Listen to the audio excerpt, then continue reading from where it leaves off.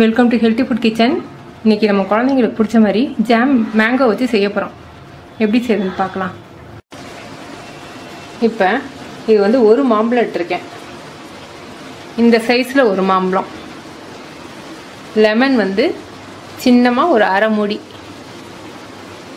என்னுடைய மாம்பழம் வந்து நல்லா இனிக்குது, அதனால் நான் அரை கப் எடுத்திருக்கேன். உங்களுக்கு மாம்பழம் கொஞ்சம் புளிப்பு சுவை அதிகமாக இருந்து இனிப்பு பத்தலைன்னா இன்னும் கொஞ்சம் கூட எடுத்துக்கணும். ஏன்னா ஜாம் வந்து நல்லா இனிச்சாத்தான் ப்ரெட்டோடு சேர்த்து சாப்பிட நல்லாயிருக்கும், குழந்தைங்களுக்கு பிடிக்கும். நான் அரை கப் எடுத்திருக்கேன்.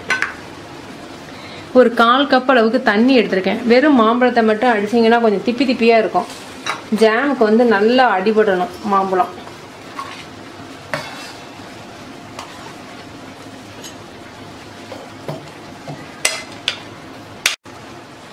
கால் கப், அதாவது 4 டேபிள் ஸ்பூன் மட்டும் மாம்பழம் நல்லா அடிபடுறதுக்காக போதும்.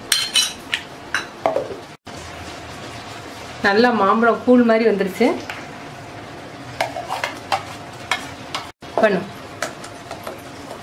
நல்லா இதை வந்து கொஞ்சம் நேரம் நல்லா கொதிக்க விடுங்க. தூரில் பிடிச்சிடாம கொஞ்சம் கிண்டிக்கிட்டே இருங்க. இப்போ இந்த மாதிரி கொதிக்கும் போது சுகர் ஆட் பண்ணிக்கோங்க. சுகர் கொஞ்சம் கொஞ்சமாக ஆட் பண்ணி உங்களுக்கு போதுமான டேஸ்ட் போதுமானு பார்த்துக்கிட்டு அப்புறம் மறுபடியும் கொஞ்சம் ஆட் பண்ணிக்கலாம்.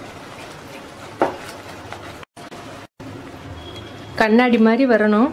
ரெண்டாவது இன்னொரு பக்குவம் என்னென்னா, இந்த கொஞ்சமாக எடுத்து இந்த மாதிரி கப்பில் தண்ணியில் கொஞ்சமாக போட்டிங்கன்னா அது கரையக்கூடாது, அப்படியே அல்வா மாதிரி நிற்கணும்.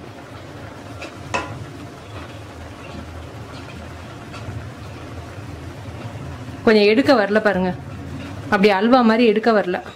இன்னும் கொஞ்சம் கிண்டணும். லோ ஃப்ளேம்லேயே வச்சு கிண்டுங்க. இப்போ பாருங்கள் எடுக்க வருது பார்த்தீங்களா, தண்ணியில் கரையலை. இது கரெக்டான பக்குவம். இப்போ வந்து நம்ம லெமன் ஜூஸ் ஊற்றிடுவோம்.